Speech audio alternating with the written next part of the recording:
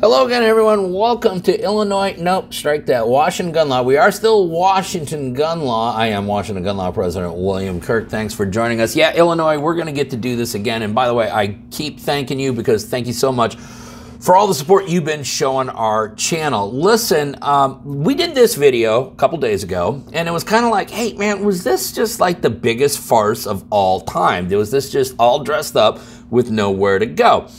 I had a lot of people respond privately. I received a lot of private messages. I talked to a few people out in Illinois in the last couple days, had some very, very interesting conversations. Now, I want to put a big caveat on this video. This video is not a prediction video, and this video is not a promise of what's to come. It is completely a hypothetical discussion, but I want you guys to kind of start reading the tea leaves a little bit so that you can figure out what you may need to do to make sure that your rights are protected. And God knows in Illinois, if you're not protecting your rights, nobody else is, that's for sure. So today, we're going to keep it in the hypothetical the whole time. We'll draw on some facts and we'll draw on some analogies, but let's spend a few minutes and let's talk about, is this how confiscation happens in Illinois?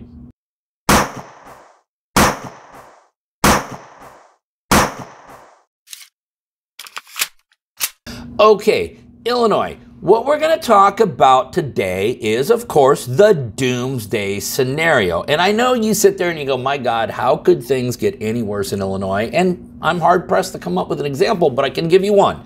And that one is that state officials start running around, going door to door, trying to confiscate your firearms. And that is a legitimate fear that many of you have, and after consulting with many folks over the last couple days living out in Illinois who got a lot of inside information and have pointed me to some other resources, what I want to do today is I kind of just want to discuss, hey, here's how I think it could go down if it were to go down at all, and that is a huge, gigantic if, okay? This is not meant for clickbait. This is not meant to get all of you freaked out. Your state government freaks you out enough. So Washington gun law does not need to assist in that in any way, shape, or form. Okay, now we're going to be relying on a few other sources, okay? And so whenever I rely on other sources, I want to point them out because, candidly, if I'm making an opinion that's based upon a source and then that source turns out to be full of crap, well, then you guys should pretty much disregard my opinion, okay? Just being honest with you here.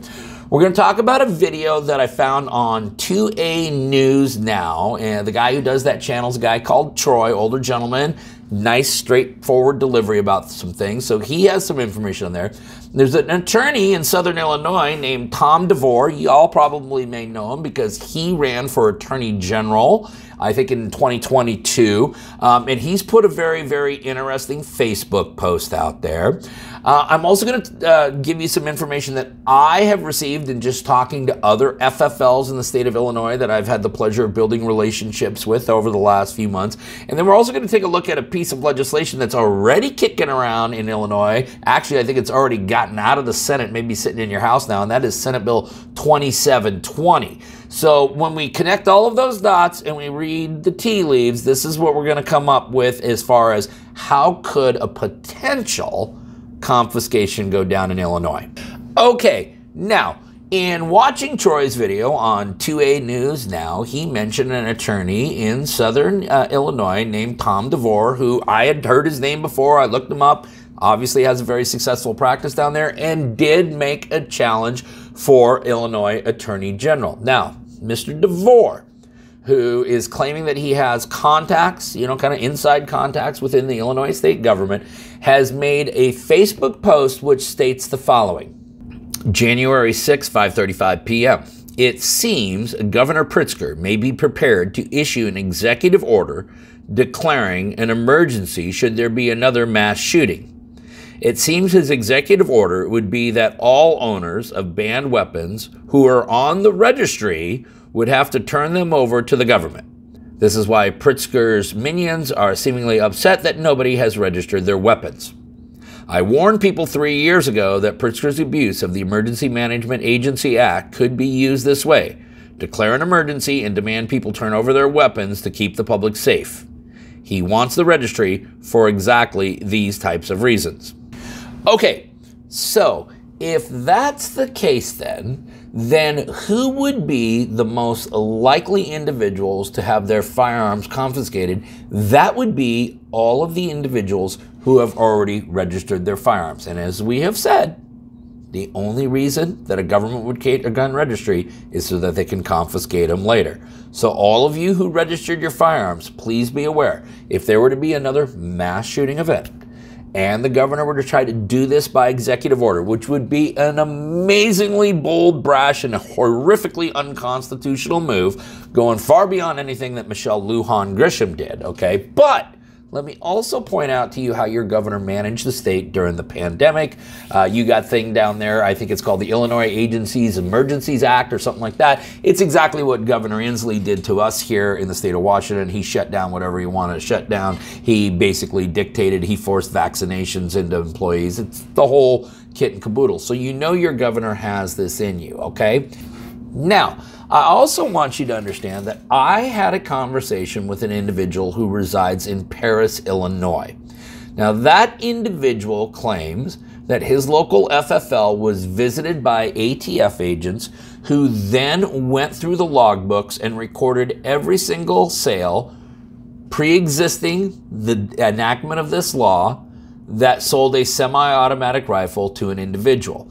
And when the FFL asked what the reason was for them recording this, is that this was information that they were compiling for the Illinois state government. Now, let me point out that, again, this is what this individual has told me, this is what another individual has told me, and yet I have absolutely no proof of it whatsoever. I don't have any video evidence, I don't have anything to corroborate this. But if that's the case, do we actually have the federal government now working in complicity with the Illinois government to create a potential confiscation effort? Now, if that's the case, then the individuals who could be subjected to confiscation are not only all of the individuals who have registered their firearms, it would be all of you who perhaps kind of at the last minute before the law went into enactment or in the last couple of years purchased one of these semi-automatic rifles. So if that is true, and yes, that is a gigantic if, that would be very concerning for everybody in the state of Illinois, whether you're registered or didn't register. It would be concerning for all of us on a national level, because then we would see a state government working in collaboration with the federal government to actually forcefully disarm otherwise lawful American citizens. Now, let's also connect these dots. These dots are is that you got this Senate bill down there, Senate Bill 2720, that says that if an individual is ordered to turn over their FOID card and they decline or refuse to do so, that their driver's license can be taken from them, which means now the state of Illinois wants to put you in a position where, hey, by the way, if we unlawfully take away your Second Amendment rights and you don't just willingly go along with it, we are now going to take away basically your ability to move freely throughout the state and to earn an income. And that gives you an attitude of what your state of Illinois and how they view you, because I have never met a state government, never seen a state government which hates its citizens more than the state of Illinois. Then let us remember that right now, you guys are about to go back into legislative session, which means the ability for those in your state capital to just sua sponte get a bill passed through right away. You know, all of the Protect Illinois Community Act, which was an innocuous piece of insurance legislation, turned into an outright assault weapon ban, signed by the governor without a single committee hearing, without a single piece of public input in less than 72 hours. You know it can be done, Illinois. So don't be surprised if there is some legislator, you know, Representative Morgan or someone like that, who just has a piece of legislation teed up, just waiting for the next horrific incident to occur. So how do I believe that confiscation would occur? Well, as much as I despise your governor, and as evil and power hungry as he is, I'm not certain that your governor would try to order confiscation through executive order. That would be an incredibly brash move, and candidly, he doesn't need to.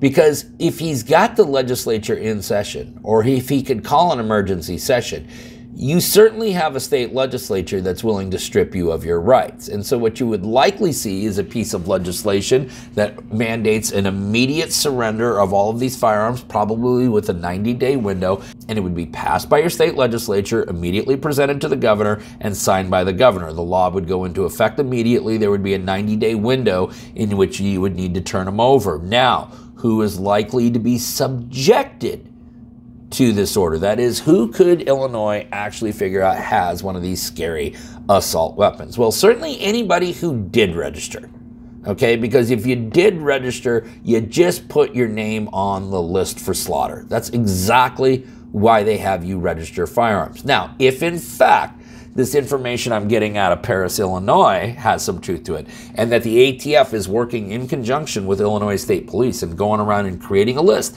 of individuals who have recently purchased a firearm of this platform, not only would those individuals potentially be subject to confiscation, those individuals would also be subject to potential further criminal liability for having not registered the firearms. But then that doesn't get us to the most important question, which is, even if all of this happened in a perfect storm, who's going to run around and actually do this, okay? Because even though the Illinois State Police has said they will support this law, and there are certainly a handful of counties that have, you have a large majority of law enforcement in Illinois that has said they have no intention of actually enforcing this law. And the likelihood that you would see federal agents come in and assist in the enforcement of a state law is virtually impossible. That's why I have some doubts as to whether or not the ATF is working in coordination with the state of Illinois to try to build an additional database of people who have purchased these firearms. This is an issue we're going to keep real close on. Again, I am not saying any of this is going to happen. So don't be spreading this video out there saying, oh my God, we're about to get confiscated. Now, if you want to spread this video out because, hey, this is food for thought, this is food for thought. And you need to very carefully watch your state legislature. You need to carefully watch your governor. You need to carefully watch news events. Because if you guys have a bad incident occur in the state of Illinois, God only knows your governor is going to want to use that to his advantage. Listen, we'll go ahead and link up all of the stuff that we relied upon in giving this video presentation to you. If you got any other questions about that, or listen, maybe you have some more inside information. Maybe you got some information about the people who I relied upon in forming this opinion. If you do, please go ahead and either contact us or reach out through the comment box below. If you got any other questions about this or anything else related to your Second Amendment rights, the way to contact Washington Gun Law is also down there in the description box. Now, in the meantime, let's everyone remember that part of being the lawful and responsible gun owner, like we talk about all the time here, is to know what the law is in every situation, how it applies to you in any instance that you may find yourself. Until next time, thanks for watching. Stay safe.